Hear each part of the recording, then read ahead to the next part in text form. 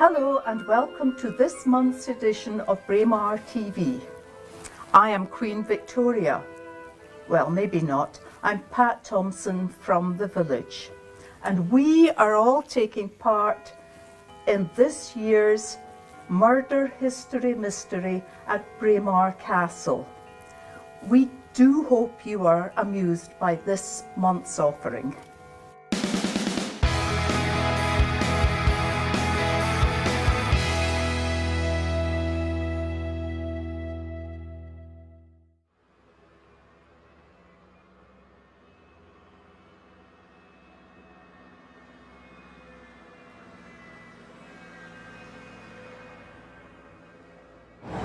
Well, as you can see, Braemar, this is in the evening, and behind me there's quite a lot of traffic going about, and in the daytime the corner behind me can be absolutely packed with cars.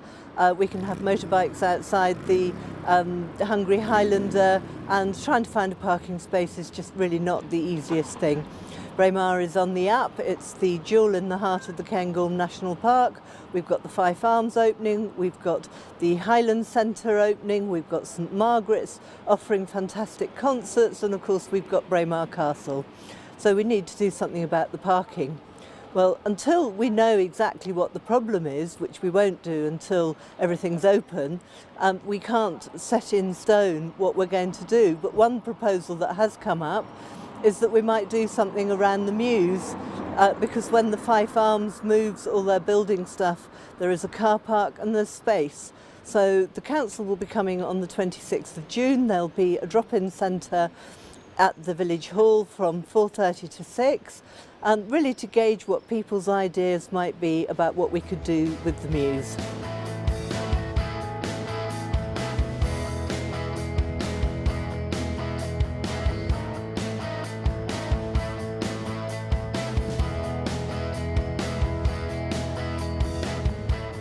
The building is progressing quickly, the funding is being taken care of, and the only funding we are now trying to deal with is for the archiving project, which is a peripheral scheme.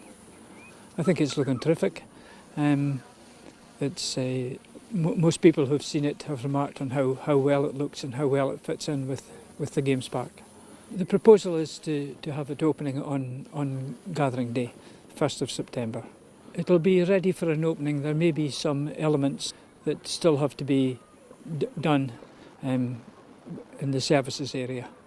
Work is going on very quickly. The contractors are doing their best to catch up following the slowdown with rock, which was a big challenge, and the long winter.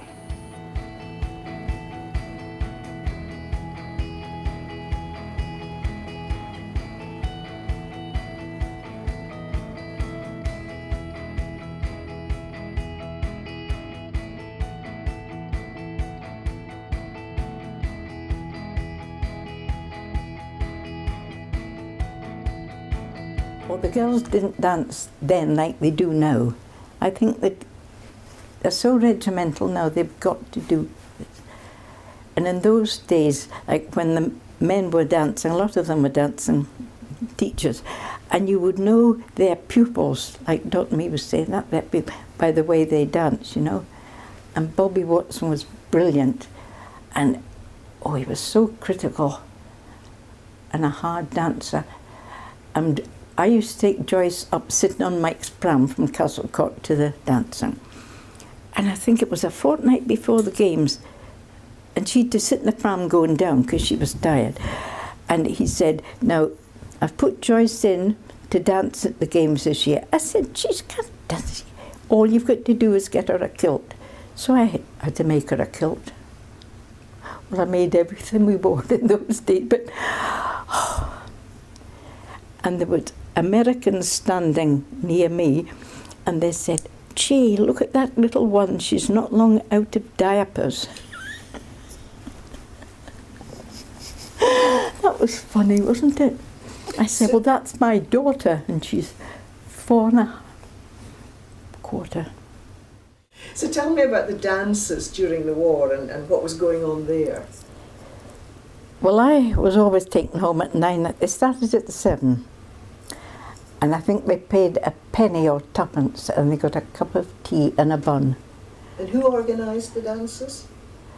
Well, it was June's mum and my mum, the hall. They just thought there should be something for the troops. And it was great, and there was never any trouble, never, and they were really super. But I was always taken home at 9, apart from if I didn't have school next day, I'd maybe get to stay till 10. But it was true. And if there was some, but he wasn't a soldier, but this chap always took me up the Scottish waltz, and never spoke or anything. May I have the pleasure, took me back that. And I said, God, there's all this talent around, and he was a good dancer, mind you. So I got to the stage where if I saw him looking at me, I would go up and go into the cloakroom and go up on the stage, because it was at the other end of the hall then. And there were steps up, and I peeped behind the curtain, and when he went away back, I come through quickly, because there was as many troops there. There was lots of them coming to dance with you. Oh, dear. There was 3 grocers, you know, in Braemar, and delivery vans came from Tarlin, Logie Colston, Dinnet, Ballater, and they brought bakers' vans in Braemar too. You know, there was all those vans coming. Ballater, they had grocers' shops came up here, and bakers, and there was a baker's shop there. And Collie's had a van. You know, food was coming from everywhere. But you see, folks didn't have fridges or freezers in those days. You only had the cold box outside, which wasn't much good in the summer. So folk would have bought things every day or every second day. We just had an old meat safe round the back there, wooden with a mesh thing. So you fill bowls with water and put your butter in it.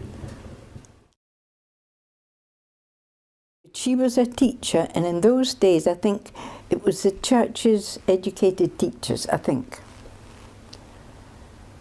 And I got a copy of all her credentials, what she had to do before she could be a teacher. And I don't know how she came up here, but her folk would have come from round about, on the way to Stratton, round about that. And her family, the Dowes, had the highest proportion of Church of Scotland ministers in Scotland. And they would all have been agricultural workers or farmers. And they were ministers. Isn't that weird? I didn't know that till this chap appeared anyway and told me. Anyway, so she came up there, and that's where she met my grandfather. But he couldn't marry her for 6 years before her parents would allow her to get married, because she was a staunch Protestant, he was a staunch Catholic. That's just so sad, you know. And she was lovely. Well, he died when he was in his 50s, so they didn't have long together. The hens were outside, pecking the whole time. And you'd go round the back to a dry toilet, and there was newspaper cut and strung onto string. There was this, and there was no window, so I was scared of hens, because it kept coming up to you, and I would hardly go to the toilet, because I had to go with the door open, and these blooming hens come in and pecked at my feet. And this poor man, Arthur Grant, who lived in just a tumble-down shack as you go into Currymolesey, not far from the John Von Lammett thing. His name was, what was his name? Something Grant. And it was his job to empty the toilets. And I thought, where the dickens would you empty them? And I'm thinking, God, and that was a great fishing river. And my dad was teaching folk to fish at the pool at Mildorach, the Stuffers pool at Mildorach. And it was only, just a few years ago, I thought, God, Arthur Grant, where did he tip all these pails?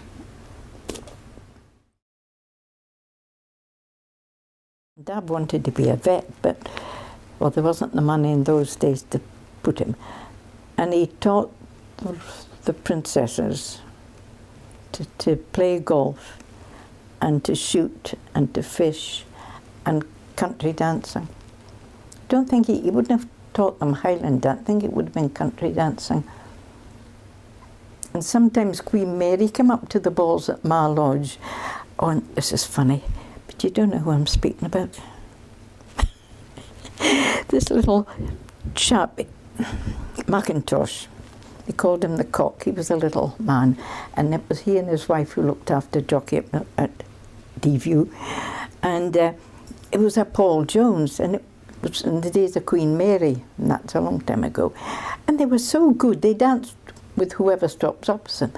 And this was the Cock, and I mean, he was never sober. And Queen Mary was very erect at that, and he just stuck his head under her bosom and whirled round and round and round, and she was shouting, "Unhand me Mackintosh, unhand me Mackintosh." Oh, I thought that was priceless. I would have thought he would have got the sack for that. But you see, I think they liked all the local characters too, and they were safe up here, and there wasn't the same protocol as down in England. But oh, and that was my aunt told me that too, so I don't know if it's true or not, but it could be.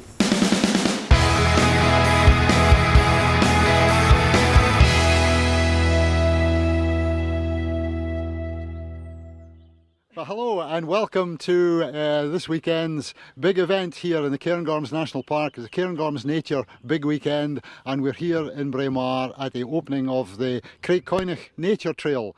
This is a fantastic local initiative, and we're delighted that it's an added facility to all the things that you can do around Braemar. As you know, the National Park Authority is very keen to encourage people out into the outdoors and to enjoy the wonderful landscape and environment that we have round about here. It's been the result of a great deal of work from a lot of local people, and I'm delighted that it's come to a conclusion and we can open it today. So it's my pleasure to declare the Craigcoinich Nature Trail open. Yay! When we first set up the Nature Trail, it was a very simple trail. I printed out pictures of local wildlife and hand drew a map, and this was all part of the Gala Week that Marilyn Baker set up quite a few years ago, and I just thought it might be a nice idea to set up a permanent trail. We've had great support. We've had fantastic donations from many local charities and groups. We've had grant funding from Mar Area Partnership and Pass for All, and also great support from Invercord Estate, that the nature trail is on Invercord land. Support from Mar Lodge Estate, from the rangers there, Paul and Kim, and also BCL, Braemar Community Limited. They've been great as well. It was really formed to encourage children and families, both local and visiting, to get out into the outdoors and learn about local wildlife, flora and fauna. You're nearly always guaranteed to see red squirrels, which people are very excited about. Lots of birds, coal tits, great tits. You can hear them singing now. You can do it any time of the year. Get out and about. Snowy in the winter, lovely in the spring, like it is now. It's just nice to be able to share that with other people now.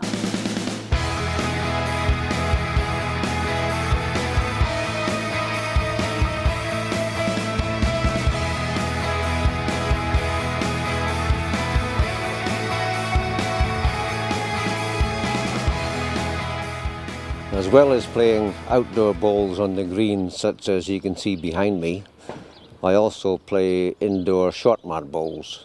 And I used to be Vice President of the Scottish Federation and Vice Captain of the Scottish team. Then I had a break for 12 years for one reason or another. But I attended the British Isles Championships in Stonehaven about 3 weeks ago. And they were, shall we say, pleased to see me back in the fold. And as a result of my enthusiasm, I was elected captain of the Scottish A team. It's a non-playing role at the moment, and we will be playing our first match in Carmarthen, Wales, in November. My role will be to make sure that the team are there on site at the appointed time and that they encourage all the team members when they're actually playing. It's an important role. I've got to G them up at the beginning and make sure their heads are up when they're perhaps down, and to tell them that not to be intimidated by the high fives and the shouts of the other teams. After November, we'll see what happens. I think the next one will be the World Championships, location yet to be decided. I mean, I used to be a playing captain. For the moment, I'm happy to sort of sit in the sidelines and make sure that the right team members are in the right place and that they can do the job that they've been appointed to do. I miss the camaraderie. I used to bowl all over the place. Scotland, England, Ireland, Wales, Isle of Man, Belgium, and with the short mat bowling fraternity expanding, I mean, teams come to the World Championships from as far afield as Australia and New Zealand. So, who knows? I'll book my ticket.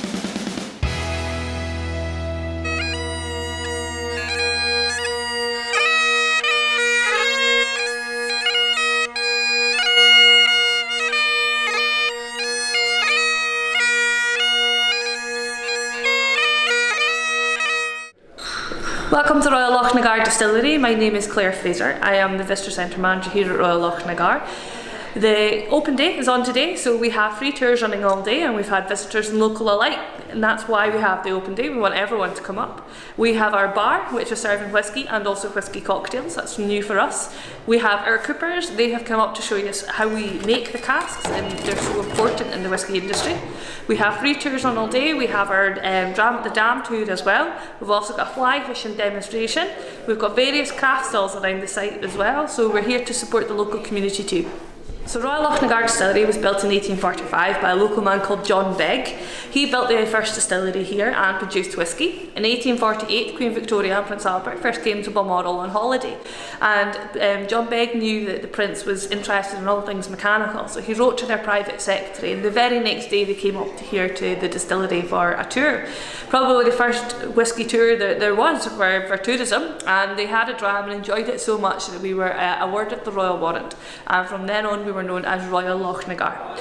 So we've been producing ever since. We are still a very small craft distillery. Everything is still done by hand. There are no computers which control our system. So it's a great manual distillery to come for a visit. We have 6 men working in the distillery and their manager. I have now 7 full-time employees in the visitor centre, and we take on some seasonal staff as well. So in the height of the summer, it's over 20 people from the local area, from Braemar all the way down to Bankery that come to work here. And there are people from Braemar working here? Yes, myself, I stay in Braemar, Jim Kerr, John Jolly and Alex Phillip, all from Braemar, are all employed here permanently. And if people want to visit, are you open all year round? Yeah, we are open all year round. We do close on weekends in the winters, but we are open 7 days a week from now till the end of October, and then it'll be Monday to Saturday. One of our busiest weeks is actually the week between Christmas and New Year, because there's not an awful lot open, so it's a very busy week for us. And today it looks like we have glorious weather for the open day. Yes, last year was a little bit colder, so we moved into May, and that gamble has certainly worked because it's glorious outside today. So I'm going to say people are outside enjoying our cocktails and just enjoying the summer sunshine.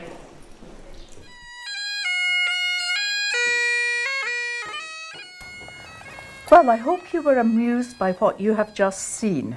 I'm away back to Balmoral Castle and the 19th century. And we're going to finish this month's edition with the wonderful soprano Lisa Milne and her recent performance at St Margaret's.